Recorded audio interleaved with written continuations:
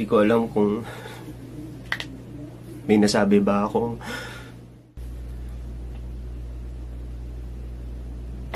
Sorry guys Walang hiya! Paiyak-iyak ka pang nalalaman, Jack Roberto. 2 years ago, na-predict nyo na ang break-upan nyo na yan.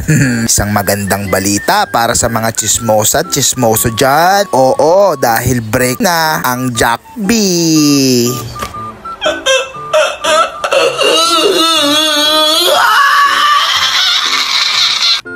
Jack B is over. Kinumpirma mismo ni Barbie Fortesa na hiwalay na sila ng kanyang longtime boyfriend na si Jack Roberto.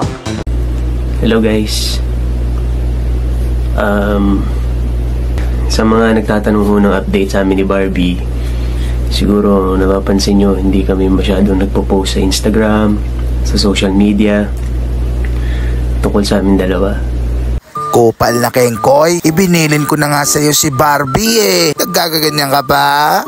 Kupal, kitang-kita na ang post doon sa Instagram ni Barbie. Kaya anong pinagsasasabi mo? 2 years ago, nakita ko itong prank na to. Sadyang pinaldik mo talaga, no? Ang galing mo talagang kupal ka.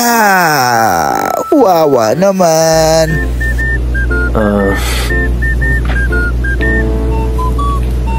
Hindi ko alam kung paano sabihin. Kupal na kengkoy, hindi alam kung paano sasabihin. So pues, ako na bahalang magsabi. Pero bago ang lahat, tignan muna natin kung paano naging reaksyon ni Barbie. Wala talaga. Sorry kasi parang ever since nag-pick up ang Barda, sumikat ang Barda, it has always been the question kung nagsiselos ba.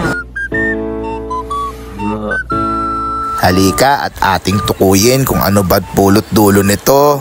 Bago ko muna sabihin ang number 1 ng dahilan, konting review lamang. Karoon na pala sila ng alitan nitong kabo-birthday lang ni Jack Roberto noong Disyembre. Kaya naman unti-unting lumalala. O yan ang pinaka-clue na pwede kong ilabas. Kaya inyong mapapansin, ang unang nag-react ay si Barbie dahil alam na meron sa kaliwa o sa kanan na nagloloko. Diba kita naman sa emosyon, bigla ang ganyanan, mga prank master at prank queen yan. Ano ba naman yan, Jack? Ba't nagpahuli ka pa? Sa tagal ng pinagsamahan nyo, imposibleng simpleng bagay lamang ang pinag-awayan nyo. Kalokohan, mga kupal. Oh my God! Wow!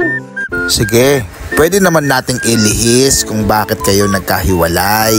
O ito, at para marinig nyo, insecurity. Di natatanong, kahit mga artistang ito ay tao lamang rin sila. Yan ang number 1 na kalaban ng mga artistang magkarelasyon.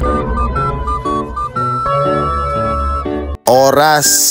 Wawala na nga ng oras itong si Jack at pati si Barbie. Ika nga ni Kuya Boy, kung titingnan nyo, parang wala ng oras para batiin, magbatian na tong dalawa. Alam nyo na yun, only legend know kung paano magbatian.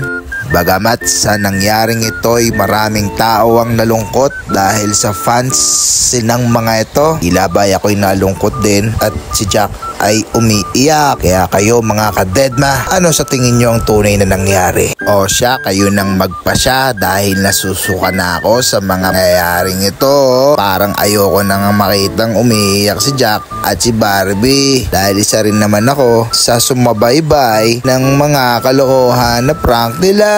Siya mga ka-deadma, sa susunod na lang. Paalam! Boom!